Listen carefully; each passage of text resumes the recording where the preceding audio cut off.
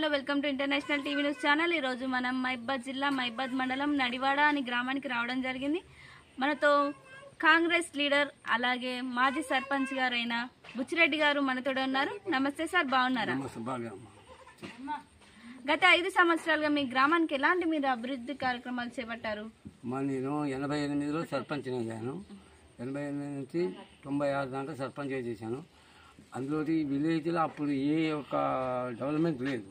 నేను వచ్చినాక అన్ని బళ్ళు, రోడ్లు, అన్ని బావులు, అన్ని వాటర్ స్కీమ్ అన్నీ నేనే చేశాను. అప్పుడు సురేందర్ రెడ్డి గారు నాకు ఎమ్మెల్యే గారు ఉండే, రెడ్డి నాయకు ఎమ్మెల్యే ఉండే, మినిస్టర్ ఉండే, కవిత గారు కూడా ఎమ్మెల్యేగా ఉండి నాకు సహకారాలు అందించారు.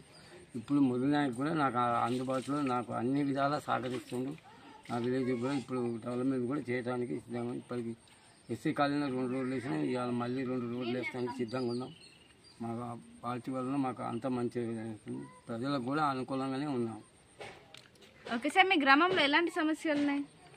మా గ్రామంలో ఎక్కువ వరకు ఇండ్లది ఒకటి, రేషన్ కార్డులు అవి కంపల్సరీ అయితే అనేది ఒక నమ్మకం ఉంది. ఈ పేదోళ్లకు మన 12,000 స్కీము అది కూడా అవుతాయి. ఈ మధ్యన మార్చిలో చేయడానికి కూడా గవర్నమెంట్ ముందు ఉంది.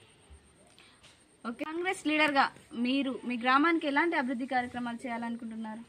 సీసీ రోడ్లు మరియు చిలకల కాడికి పోయే డొంకలు మరియు వాటర్ కూడా సమృద్ధిగా చేయాలని, పేదవాళ్లకు మన 100 రోజుల ఉపాధి హామీ పథకం కింద వాళ్ళకు కూడా 12,000 రావడానికి అత్యధిక సంఖ్యలో కృషి చేయడానికి మా ఎమ్మెల్యే గారితో చేయాలని అనుకుంటున్నా.